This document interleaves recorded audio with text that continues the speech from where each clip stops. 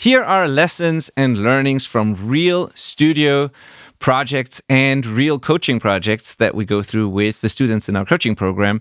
And we share this on today's episode. So these are real situations where people ran into problems, where we encounter problems with files that people sent to us to mix or to produce, and things that we help people solve in their music projects. So let's talk about this. What we've learned from working on real projects in the last couple of weeks. My name is Benedikt. Hello, welcome to the show. It's the Self-Recording Band podcast, the show where we help you make exciting sounding records from your jam spaces and home studios. I'm a mixing engineer. I run a mixing studio, and we mix 200 to 300 songs every year.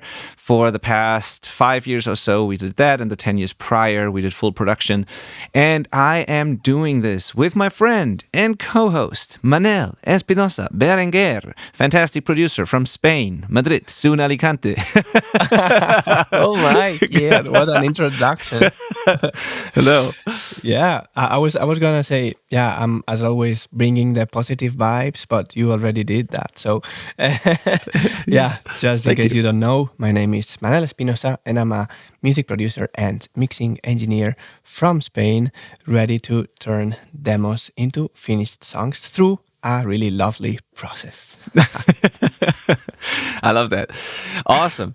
Good to have you as always. If you're new to the show, welcome. If you watching this on YouTube and you want to listen on the go, please know that this is available on Apple and Spotify and all the podcast apps, so you can listen to there. It's primarily a podcast. And if you are listening but you want to see us, then you can go to YouTube and watch the episode there. All right, so let's get to this. What have we learned from recent productions that we've worked on? I will share a few insights from our coaching students, projects that I've worked with them there. And then I will also share stuff from like mixing projects from the studio. I won't necessarily name names, maybe in a couple of exceptions, but I don't want to throw anyone under the bus. You know, I just want to share the lessons. If you're listening to this and I share your story, I hope you're cool with that. I'm not going to throw you under the bus, I promise. No, I love everyone that we work with, and I'm sure that it's absolutely fine. So, Manel, what are some projects that you've recently worked on? Well, I've been working with one of the artists that I've been working for a while, she's called Maciel Hand. And there you go. There's the first name. Yeah, but yeah, it's fine because I know that she's okay with that. And yeah, we've been working on a song. And there was this, I won't call it problem, but, it's a situation that sometimes happens.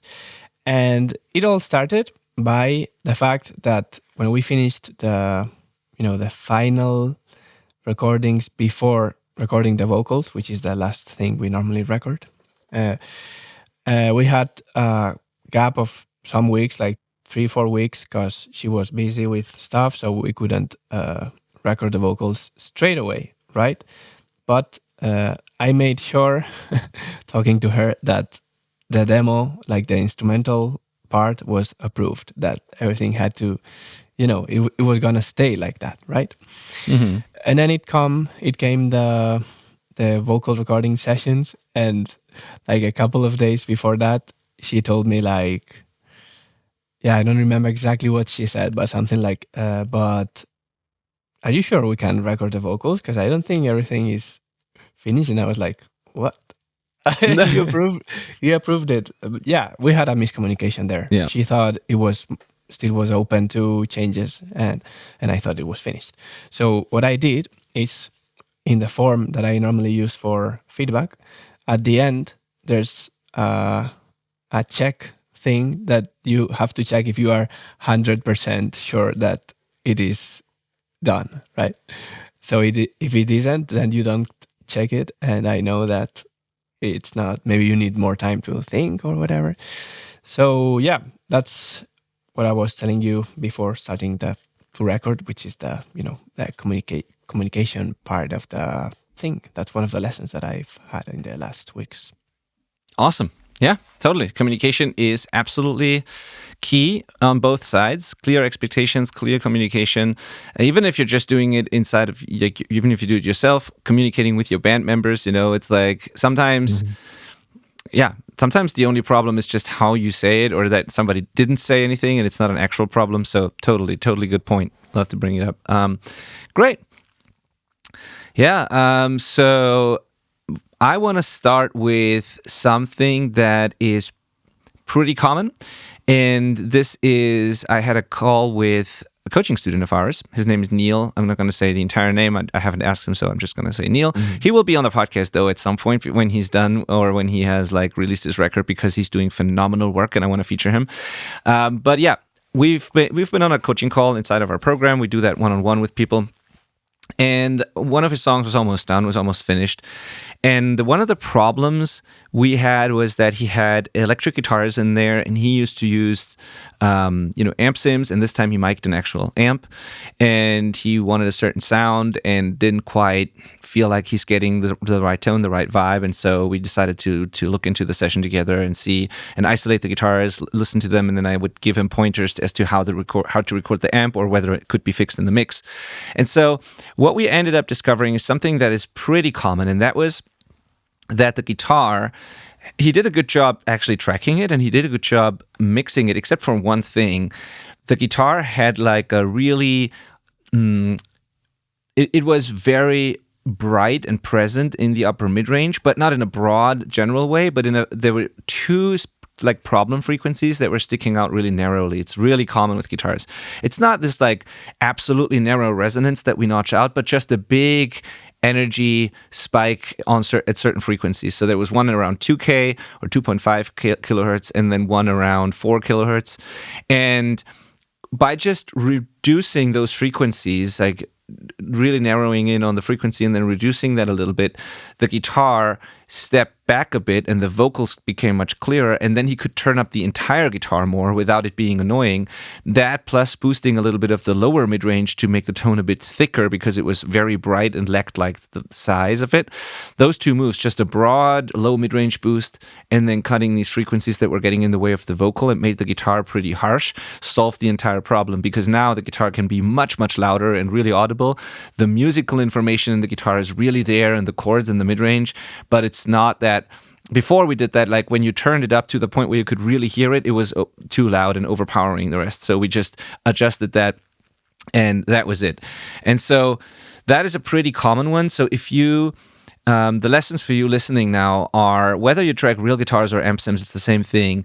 What you want to do is find, first of all, think about if you want, a bright tone, a dark tone, a mid-rangey tone, what the general vibe is that you need, and then think about where the more important stuff actually sits in the mix and the arrangement. So in this case, the vocals.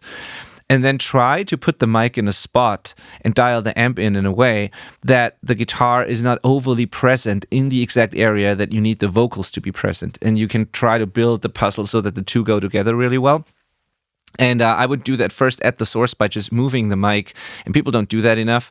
So do that before you reach for EQ. And then when you found the spot where the guitar sounds good, but also doesn't get in the way of anything else, then you can track it, and then you can try with EQ and refine it, basically. And the same is true for virtual mics.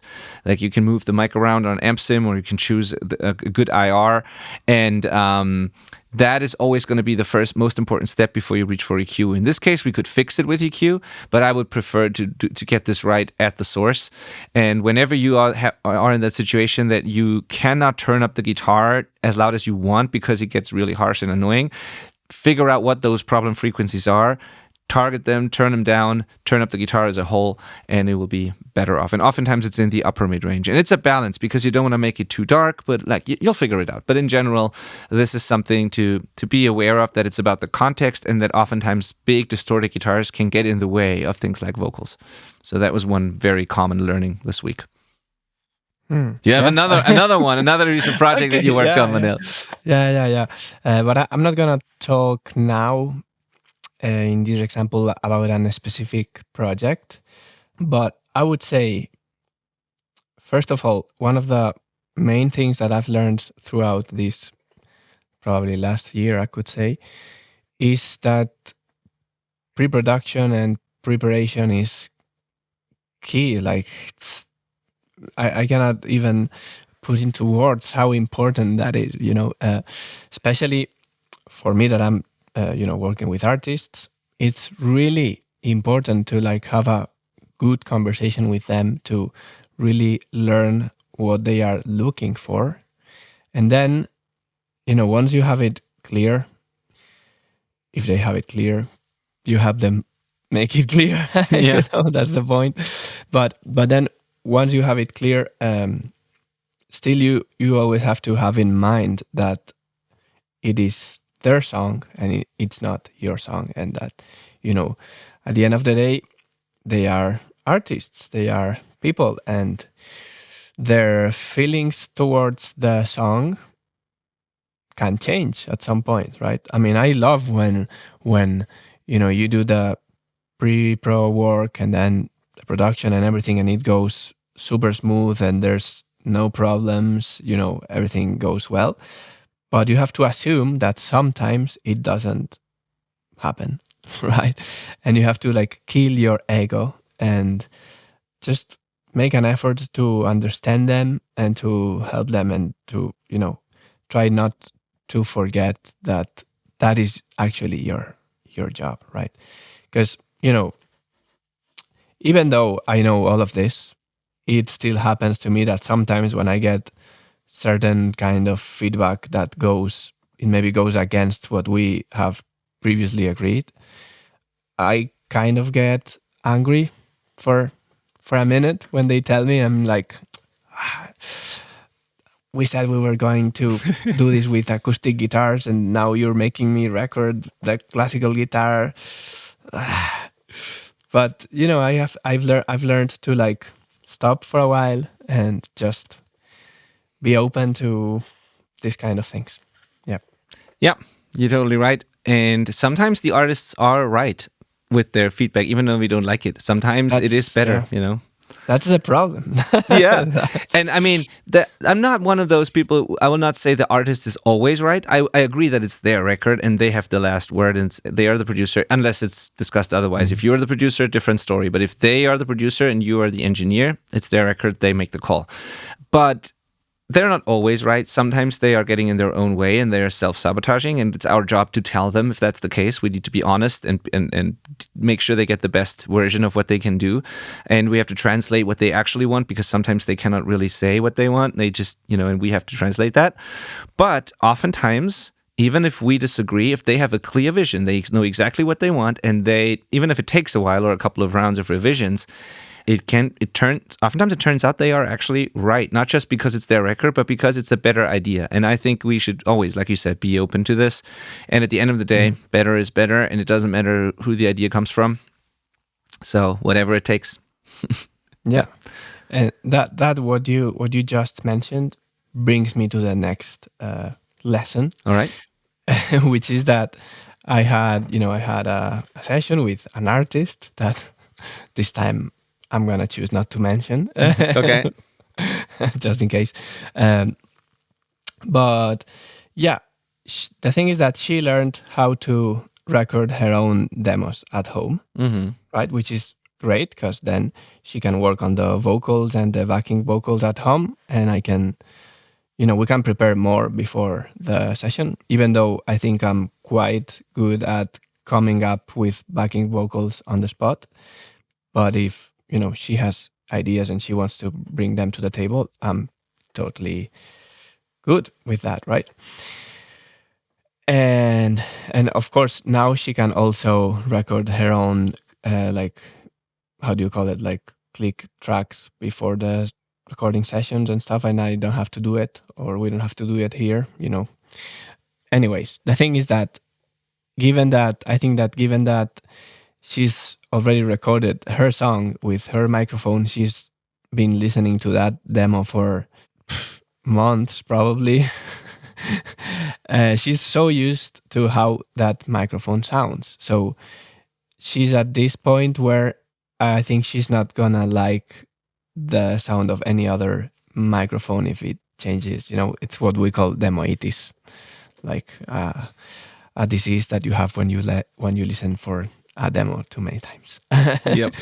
So, and there's one of those, I think, moments where I don't think the artist is right, but it's important for us to know how to handle this, right? And to make them understand that sometimes, records are not going to be perfect. And I think we have to learn as artists to, you know, our songs are important, yes, but it's not the end of the world. And sometimes you just have to, make a decision, go with what you have, and keep moving. Because when you've been listening to the song for hours and hours, sometimes you also lose your own idea of the song and you get a bit lost in your perception, your thoughts, your psychological moment too, right? So I guess the lesson here is that as producers, from our point of view, we need to be able to handle those situations and talk to the artists in a way that we can, convince them that they have to trust us, because that's our that's what we do, as producers we have an opinion and that's what we do, even though it's the song of the artist and it's not our song. Our first mission, I would say, is to help the artist bring the song to the best, right? And given that we have an external view, sometimes we have an advantage with that.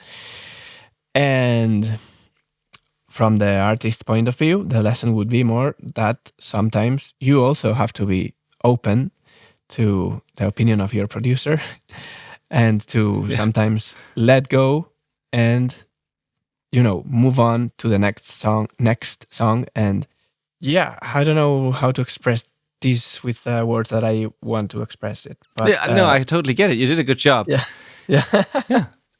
Yeah, it's just the song. A song is just a song, and sometimes you just have to move on to the next song. It's not the end of the world. Yeah, and one sentence stood out here to me when you said the artists also need to be open for the opinion of the producer. It's kind of funny when you think about it, because I think part of the problem sometimes, and I don't mean everybody listening to this, of course, please don't be offended if I say this, but part of the problem is that people nowadays, especially when they don't have professional experience already, and they don't know the classic way of making records, they might not necessarily know the difference between an engineer and a producer. And when they are hiring a producer, this means they're not just hiring someone to turn the knobs, they're hiring someone to help them make the songs better, the entire project better. And this needs to be communicated clearly, and it's our job to educate people on that, of course. But if you end up hiring more than just an engineer, it would be wild if you not be open to the ideas, because that's the whole point, right? So if you're not open to another person's idea, then all you need is an engineer. You are the producer, you dictate what happens, which is fine if you can do that. And then you just tell us what you want it to sound like and we make it happen. But if you want someone to actually get the best product and like lead the entire project so that it leads to the best outcome, then you hire a producer, and then it would be definitely a good thing to be open to that person's opinion. That's the whole point. But yeah, it's not that people are stupid. It's like they just don't know the difference because they don't have that experience, which is totally fine. And so it's on us to explain that and to make clear, like, am I just mixing? Am I recording? Am I producing? Am I co-writing? Where is the boundary? Where is the line? And if we do this together, are you open for that kind of feedback? And so this needs to be communicated. But yeah, at the end of the day, it's their baby, it's their song. And of course they are hesitant to let anyone else, say what it's gonna be. And it's always this kind of dance, and everybody's different. So, but yeah, both sides need to be open. It's a collaboration at the end of the day. Yeah, and I think when communicating this, I think it's important to let the artist know that you don't think you're better. Yeah. Maybe we have more experience with some parts of of course, obviously, that's why we do this, but of the process of the production, of mixing, we can talk about EQ movements and stuff like that could potentially blow their minds, but even though we have that experience, we don't think we are better than them, and we don't think that our ideas have to be better just because they are coming from us. Yeah, totally. Yeah. Yeah, love it. Cool. So next lesson here. This time from a mixing project, not a coaching project in this case. So this is a record that I've mixed for. Another pretty common one where this time it's about drums. And this happens with both programmed and real drums, by the way. In this case, it was real drums. But it's about cymbals and the balance within the cymbals. So what happened was that they tracked drums and they played it really well, actually, and it sounded good. They also had the mics in the right spots. There was no like really terrible issues. But in the overhead mics, the hi-hat was pretty loud and the crashes were relatively quiet. And the thing is, this could be because of the cymbal choice. It could be that the hi-hat was just a really thick, loud hi-hat. It could be because of mic positioning. It could be because of playing, combination of all of those things. The problem is that now when I want to get the crashes to be like really cool accents and like really explosive and loud enough to like introduce a new part and have the energy that I want, if I find the right spot for the overheads there, I will have hi-hats that are way too loud throughout the song, because they're so loud in the overheads. Now I can automate that, and that's part of how we fixed it. Like I can go to every single crash hit and turn it up for a second and then down again and then automate down the hi-hat parts. But the problem with that is you can only do so much, because when I turn down the overheads or turn them up, the kick and the snare and everything else in the overheads will also get louder and quieter. And so I can only go so far. And then when there is a crash and right after that there's a hi-hat, you're going to hear this transition. And so it can be tricky. And then there's other tricks where you can like just compress the very high frequencies, which are primarily hi-hats. You can compress these only and maybe roll off the top a bit and then boost where the crashes have their presence and stuff like that. And I did a combination of all those things. But in general, people need to think about the balance of their cymbals. And if you just listen to the overheads, if that makes sense, or if the hats are way too loud, which is really often the case. It's very rare that the hats are too quiet. And when in doubt, you can put a microphone on the hi-hats so you can automate it up. And I much rather have quieter hi-hats and then I can bring them up with the hi-hat microphone than to have them really super loud in the overheads. And the same thing often happens when people program drums and they send the printed wave files of their programmed drums and they had the velocities of the hi-hats too high and maybe the crash is a little lower and it's just not the right relationship. Same problem. And if you study really good drummers, if you go to YouTube and you look at you watch performances from good drummers, or you go to Drumeo or whatever the drum YouTube channels are, and like any of those things, do that and watch a really good drummer play, and you'll notice how controlled they play the hi-hats, how loud they hit the shells, and how explosive the crashes are, and how it's all like well balanced just by how they play it and how they capture it. And this is what we want. So very common that the balance is not right there. Sometimes it's also that one cymbal is a little quieter than the other one, or that maybe they didn't. Another very common one, this is a couple of weeks ago, this was the case too, is like sometimes people don't put a microphone on the ride, and then they play parts where they are hitting the bell of the ride and they have really important accents there for the groove. And I can tell with like almost 100% accuracy that if I get files like that and I mix it, the first revision request will be, hey, I want more details of that ride bell. That's really important to me. Bring up the ride. And then I have to tell them there was no microphone on the ride, so I can only automate the overheads a little bit. And so if that's important to you, put a microphone there. Can be anything. Can be a 58, a 57, cheap dynamic mic, whatever. Something close to the ride bell to just capture those details, because more often than not, it is a little quiet in the overheads and it sounds a bit distant too and not as full as the bell from close up. And quite the opposite is true for the hi-hats often, where it's just too loud. But again, there's always the exception. Sometimes you have very detailed stuff on the hi-hats, and in that case, you want a mic there to capture those details. Bottom line, moral of the story is, make sure it's balanced in the overheads. Adjust that by placing the mic slightly differently, by playing differently, by choosing the right cymbals to begin with. And little known thing, you can also borrow cymbals. You don't have to buy crazy expensive cymbals. You can rent them from backline rentals and stuff like that. And then when you have the right balance and you're still not sure if it's correct, put microphones on hats and ride and good to go. So this is a very common thing that just happened again. And here's the final thing of how you can solve it when it's already too late. So first was automation, by automating up and down the overhead faders for the crash hits and the hi-hats and stuff. The second one is taming the frequencies of the hi-hat, which is usually the very, very top, like 12K and above, and maybe boosting a little bit around 10K or so where the fullness of the crashes is, and you can kind of rebalance a little bit. You can also like compress the top end only when the hi-hat plays. You can, those kinds of things. But the final one is, we just experimented with something we've never done before because it usually causes problems, but Thomas figured out a way to actually make it work. Thomas is my assistant or like partner engineer at the studio. He's amazing. He's a super good drummer and also mix engineer. And what he did now in a session recently was he took the time to find cymbal samples that were very close to the crash cymbals that they used on the record. And he put in cymbal samples, like individual cymbal hits on top of the actual crash cymbals, and it was very tedious to put it on every single hit and make it precise and all that, but he found samples that blend so well that you can't tell. Every time I've tried that, I had a really weird like phase thing between the sample cymbal and the real cymbal, and it sounded weird, but Thomas found a way to make that work for that session, and now I have an extra track of just crash cymbals that I can push up a little bit to make those accents a little louder, and it sounds just like the real recording. So yeah, there's ways to deal with almost everything, but it's always better to get it right at the source. I have a question. Yeah. About this topic.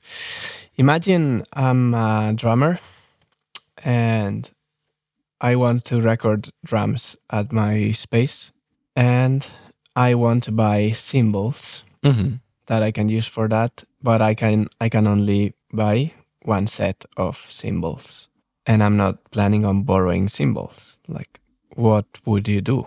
Which cymbals to get for recording? Yeah, or like what kind of cymbals would you do to like evade those kind of problems? Yeah. I guess it depends on the player too, but... Yeah, sure. So in general, I mean, there's a lot of course, as always with instruments, a lot of personal taste and genre stuff, and so it goes into that, of course. But if you know kind of the ballpark of what you want, like dark or bright and whatever, like materials, that's like taste stuff. But in general, there is a rule of thumb, and that is, across almost all genres, with a few exceptions, I prefer big cymbals, but thin cymbals. So when it comes to crashes, and with hi-hats, it's a different thing, but with crashes, the thing is, if you use... So a lot of drummers buy thick cymbals because they think they last longer. They are afraid they break them. The truth is, a thick cymbal breaks earlier because it is rigid, and if you hit it the wrong way, cymbals only break if you hit them the wrong way. If you have a wrong angle and you hit the edge of the cymbal, sometimes they break because of, some faulty material or whatever, or just because they're old. But usually they last very long if you hit them correctly, meaning you have a slight angle, a tiny bit of an angle, so you don't hit the edge of the cymbal all the time. So that's one thing. But if you hit it in the wrong way accidentally, a thin cymbal will give a little bit, it will bend a little bit, and it will actually not break as quickly. A thick cymbal is more rigid and will break faster. So that's the first misconception. The other thing is so that you don't have to be afraid of buying thin cymbals. Another thing is people buy thick cymbals and smaller cymbals often because they feel like they're more explosive and they are louder when they play live, and they... they have a feeling that what I'm just explaining is the case, that the crashes are not explosive and loud enough compared to the hats, so they buy thick and rather small cymbals because they make when you hit them and they're really explosive and loud. So the trick is to get bigger cymbals, which are usually a little darker, not as harsh, record better. You can EQ more top end into it without it getting harsh. They have a nicer, longer sustain. They don't disappear right away, like a short cymbal does. And when they're thin, they're still fast and explosive. That's the trick. If they are too thick, a big cymbal will do, it will like start slow and then build up. And that's not what people want often. But if the cymbal is thin, it will be explosive and fast. And then it can also be big, which gives it a full, really nice, big sound, and not like this tiny, almost like a splash kind of thing that disappears immediately. So for most, and I'm primarily in rock, so for most rock genres, bigger cymbals that are thin are kind of the best thing to record. They're also a little quieter than thicker cymbals. It's all good, like quiet, because in comparison to the shells, they shouldn't be too loud. Now, to blend in the hi-hats well, for hi-hats, it's just thin is key. thick hi-hats are crazy loud, really harsh, oftentimes. And also with thin hi-hats, you get all the details in the articulations. It's just all the really expensive, high-end kind of recording hi-hats. No, I shouldn't say all of them, but most of them are pretty thin, rather dark hi-hats. And dark cymbals in general are just a nice thing to record because you can EQ a lot of top end into it without it getting harsh. They are fast, they are detailed, they sound expensive. So same thing, thinner hats. And they don't have to be the biggest. Like, it's not the same as with Crash. Just a standard, 14-inch hat is going to do the trick. And yeah, so that's my take on that. There are extreme versions of that, like the really paper thin cymbals. Like there's this the Manel, whatever series they're called. They're like you can see them bend when you hit them. Like, that's extreme. But like stuff like some of my personal favorite cymbals are the Siljan K Dark or the Siljan K. I think I call it K Thin. There's like the K series in general and the thinner ones especially. Then there's some Manel cymbals that I really like. There's all different companies make great cymbals, but the thinner, the better. And I would have thin and big for crashes. One exception is the ride, where if you play a lot of like detailed accents on the bell and that's super important to you and it needs to cut through, and you don't crash it very often, you can go with a very thick, loud ride because that will cut through and it will give you that what's often missing. Some of the nicer rides, they sound nice, but they lack the attack and the fullness and the tone in the bell. And so it depends on what you do with it. If you crash the ride a lot and you don't play the bell as much, go for a thinner one. But if you don't crash it as often and you play mostly accents on the bell, go for a thicker one because it will have that nice bell sound. So that's my take on rock cymbals. And sure, there's different tastes and different genres, and there is a place for smaller cymbals, but this is my general take. Yeah. Yep. Nice. Cool. And all right. So, and also if you look at all the libraries out there, sample libraries for rocks and all the rock subgenres and what they use for their samples, you'll often find the exact same thing. You'll often find big, thin cymbals. You'll often find an 18 and a 19-inch crash, sometimes a 20-inch crash, like really big crashes, but thin ones. It's very common. If you go to like metal stuff and like very heavy music, then you'll have bigger setups and you'll find smaller cymbals because of all the detailed stuff, and you have the splashes and smaller crashes. But for a standard rock kick with 2 crashes, you'll find the big cymbals most of the time, the thin ones. Right. Good. Do you have another example? Well, yes, I have another lesson that I think I've learned, but I think I had partially learned it already, but with time, I get to a higher level on that lesson, which is this phrase you like a lot, which is trust your gut, right? And I've been working in some projects where, with regards to, for example, corrective EQ, which is the EQ we use when we encounter some problems on the tracks and we need to fix them for some reason, right? Yep. I've found myself lately doing very, very little of that thing. Like only doing stuff when I really listen to something that is wrong. And the same thing with every single plugin you can have on your chain. I think I've been basically using less plugins overall because I've been only using stuff when I really feel that it's making something, because sometimes you have plugins on your template that you use by default, but you don't really have I think it's cool, as we said a couple episodes ago, that to have a little percentage of things to use when, just for the sake of using and trying stuff, But most of the time, I think you need to have a reason to use it, and you need to learn to listen what's happening, or at least maybe not exactly what's happening, but at least to be able to distinguish if it's better than it was before, or maybe it's something that it doesn't make any sense. Yeah. Be intentional. Yeah. I mean, we've been talking about this for a while, but I think we need to insist on this. And it's a journey, man. It never stops. And I think that we need to remind. I love this quote where we need to be reminded more than we need to be taught. And I tell myself that all the time, like, only use the stuff you really need, only touch it when you hear a problem, only use like all these things you just mentioned. But then after a while, excuse me, after a while, I tend to, excuse me, after a while, I tend to forget these things sometimes. I tend to fall back into old habits and just, play around too much. And it's fun sometimes, and it's great to do that every once in a while. But also, then I'm like, okay, let's get back to what I know works, which is listen to the song, do what it says you should do what the song tells you, be intentional about it, don't mess around too much when there's no need to do it.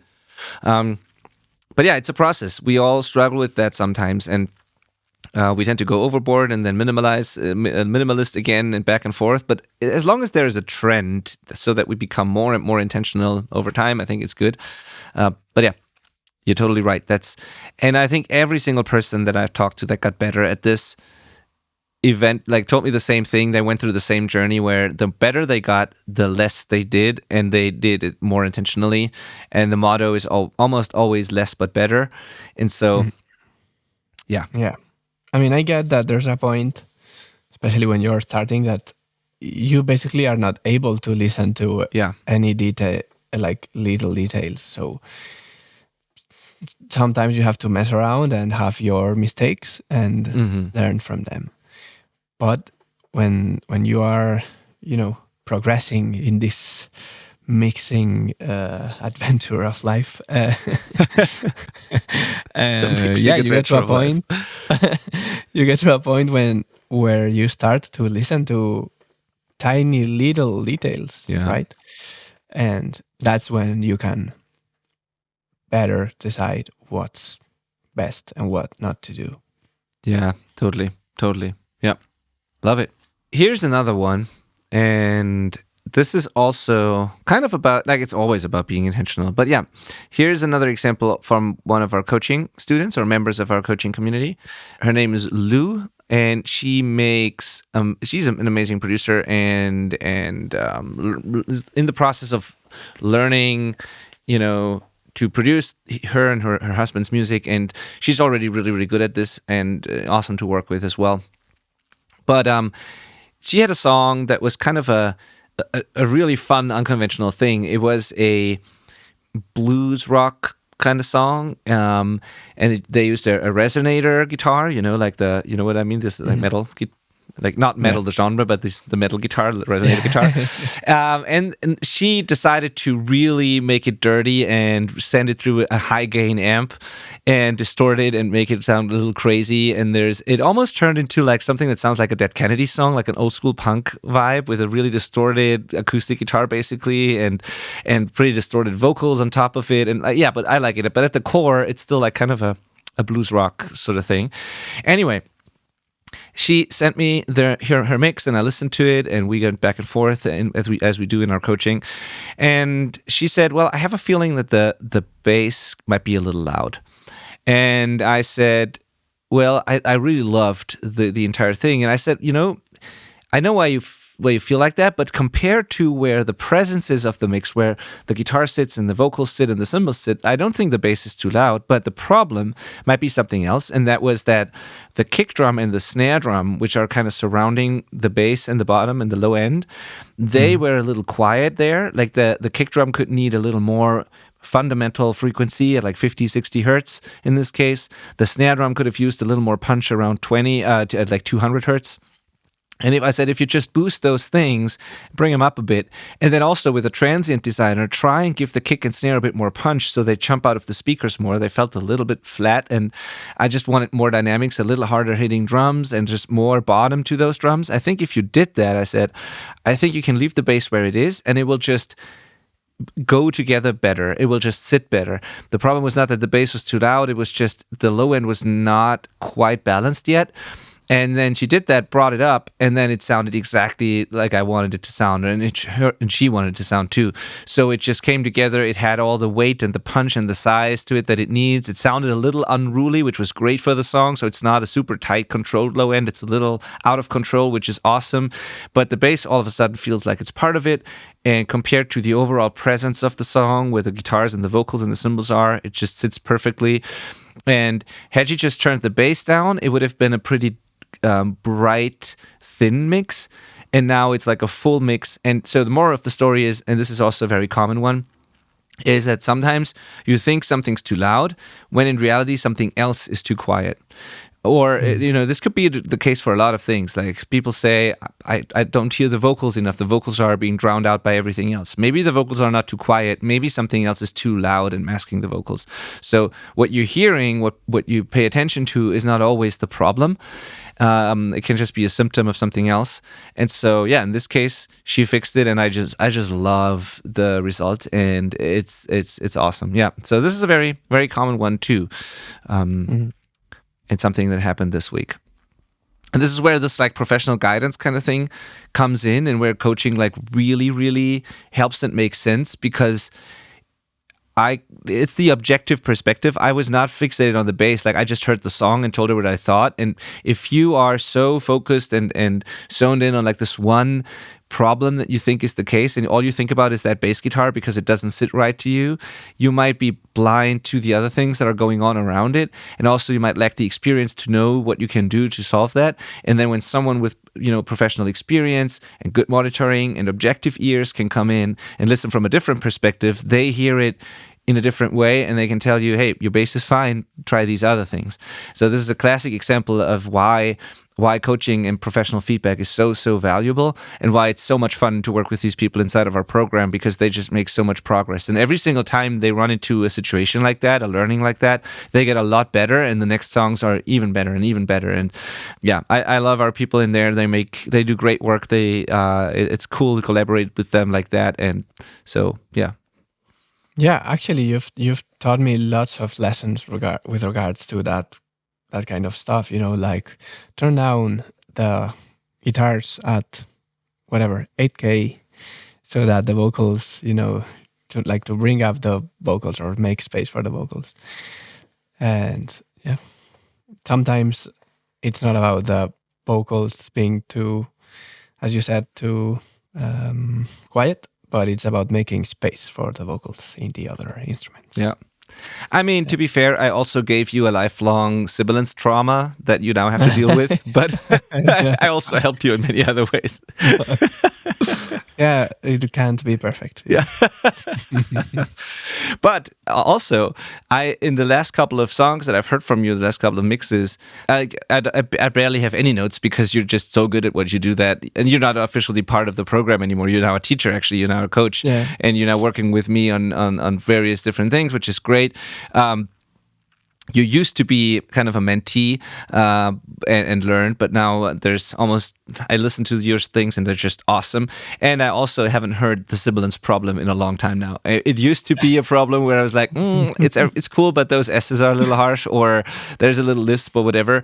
And I was really punishing you with getting those S's right. But on the last, I don't know how many songs, I've never heard any of that anymore. They just always sit perfectly. So yeah, well, that's in the back of my head forever, and it's funny now that we talk about the S's that there's some singers that when you try to apply de-essing, you hear a lisp really quickly. Yes, and for some others, you can apply crazy de-essing and you never hear a lisp. It's absolutely right. And interesting. Absolutely correct. Everybody has the sibilant frequencies in different spots. That's also why it's important to get a mic that really matches the voice. So a crazy expensive, really good mic can be a terrible choice for a certain singer if the presence boost of the mic exaggerates their harsh S's that they have in how they talk or sing. And sometimes a cheap mic can be a great choice. It's like it has to match the voice, and everybody's really different there. You're totally right. Also, certain de-essers lead to a lisp quicker than others, and yeah. Another lesson that we can also talk about with this regard, and that I've applied to my vocal recording sessions, is to, like, when you have the singer actually singing, to apply like crazy compression and stuff to like detect if there might be a problem. Mm-hmm. I mean, I would not do that for the whole session, but just for a while when maybe when the singer is like warming up or something, so that you can detect if S's might be a problem later or not, and maybe you have to change the position of the mic to try to tame the S's on the source, which is the most important thing, as we always say. Yeah. I'm a good student, man. Oh, you brought in all the main lessons, right? You mentioned like trust your gut, be intentional, less is more, get it right at the source. If you now mention like use fresh strings, I think we covered all the bases. That's great. No, you're right. Those are the important things, and I agree with everything you just said. I wondered one thing, Manel. This is totally like a side tangent, but I think it's a funny thing to talk about, or an interesting thing to talk about. Could it also be that it is maybe harder to, like, for me, there's a clear distinction between an S and when there's a slight lisp and when it's right and when it's wrong. But in the Spanish language, you don't always have clear S's. You sometimes have a th in there that's intentional. And I don't know how to pronounce that correctly, and there's nuances, and I've heard different people, including you, pronouncing the S's differently in certain spots and certain words. So I was wondering, could it be that you hear those a little differently, and that especially with like Spanish stuff, it's sometimes not as obvious to me to be able to tell if that is like if it's supposed to be that way or if it's an unintentional lisp? I was thinking about that because there's nuances, and there's not only two of them. It sounds like when I hear you talk, to me it sounds like there's several shades of S, Yeah. Yeah, it could totally be the case. I'm not sure in Spanish, because in Spanish there are not too many kinds of S's, but in Catalan there are many different, not too many, but some different S's, like a softer one and like a harder one and stuff. So yeah, probably that plays some part. Yeah, for sure. That was just interesting, and I try to be, when I can't really speak Spanish, but every time I try it, one of the hardest things for me is to know when it is an S and when it is a. For example, I don't know if it's Espinosa in your case or if it's Espinosa or something like that. I don't know. No, it's S. Espinosa. Like when it's an S, it's. Oh, S. all right. Okay. Yeah. It's only the C is pronounced differently, like Barcelona. Yes. Oh, okay. And the Z also. Okay. It's like a C, basically. Interesting. Like okay. Gazar. Oh, so that our guest from last week is Denny Gomez and not Denny Gomez? Yes. Oh, I think I messed that one up. All right. Yeah. Interesting. Cool. Yep. So, let's see. Do I have one more? I want to mention one more, that because it's so important and we see that all the time, and that is like more a general one, and it's not in every session, but in most of the sessions we get to mix. One of the biggest problems is phase, and it doesn't really matter if it's programmed or real drums or if it's guitars with multiple mics or whatever, but it's one of the most important things and one of the things that's overlooked the most. And so if you haven't done it yet, look into the concept of phase and polarity and learn everything you can about that, because it matters so much. If you mic anything with more than one mic, or if you combine a DI and an amp or anything like that, there is always going to be some sort of phase issue, and you have to deal with it at the source ideally or after the fact in some way, but be aware of it, because you will make, even if we can compensate for it and deal with it in the mix and correct it, you will make different decisions if you don't do it at the source. So for example, if you record drums and your snare is out of phase with your overheads and you don't notice that, and you don't flip the phase and correct it, or you don't reposition the mics, then your snare and the entire arrangement will sound a little weaker than it actually is, and then you might tune it differently, you might exaggerate any EQ moves to get more body out of it, you might compress it too hard, or you might do things to compensate for what is actually a phase problem.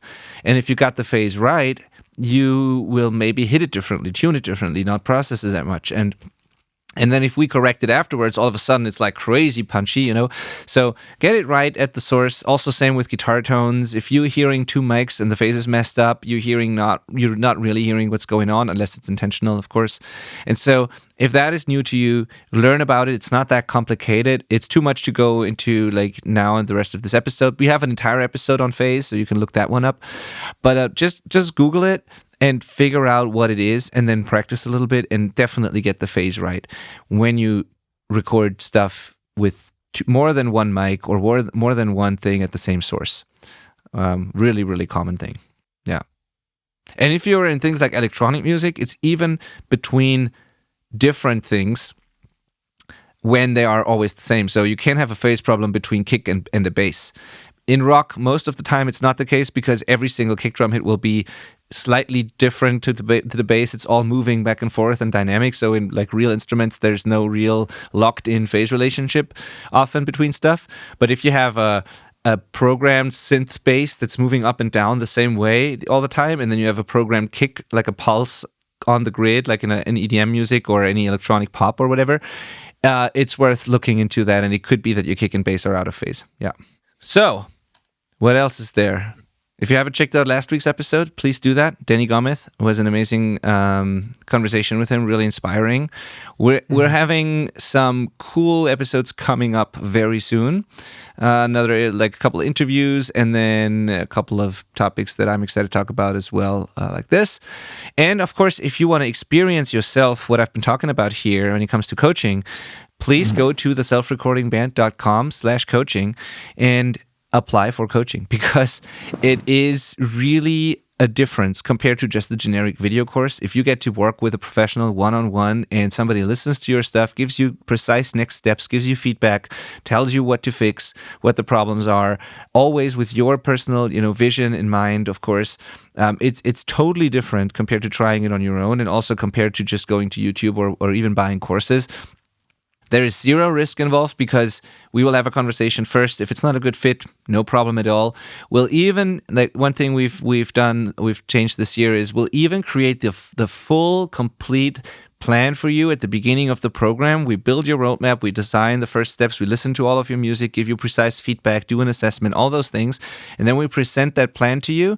And if you then don't like the plan, we'll just give you your money back and you can leave. And only if you say, I love that and I trust you that we can get great results with that, then we start implementing it together from month 2.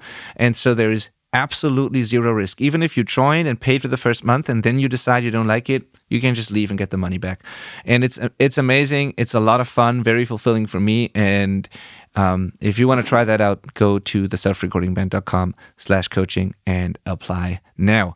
And if self-recording is not for you, despite you listening to this podcast, maybe it's not your thing, or maybe you do record, but you need mixing help or help with the songs or productions, whatever, hit up Manel and let him produce your songs, or co-produce it with him. Like, do what we said in the beginning, be open for a different pair of ears. Go to manelitomusica.com and check out his work there. He's a fantastic producer and songwriter. He can help you with, the songwriting arrangement part of things. And both of us are mixers. So whether you want to do it yourself and want guidance, or you want to hire someone to do it for you, just contact us, really. There's no risk. We just have a conversation with you. And yeah, I really hope you will do that, and we'll talk to each other soon. All right, great. So then, thanks so much for listening to this episode. One final thing before we leave. If you're still with us, congrats to you if you made it through the entire episode, by the way. And one final thing. You might have noticed, if you're a long-term listener, that we changed a few things about how we do the podcast. We removed the intro music and all that, and we kept it like straight to the point, to the information right away. We will still talk about some fun things, because that's just what we like to do and how we like to do it. But we've been testing getting to the point quicker and removing the intro stuff. If you missed that and you're like, where's my music? And I really like that, and you like the intros that we had, let us know. We love your feedback. If you prefer it the way it is now, with like minimal editing, natural conversation, straight to the point, no intro music and all of that, also let us know. We want to do what works best for you and what makes you actually listen to the episodes so you get the most value. So we depend on your feedback. And yeah.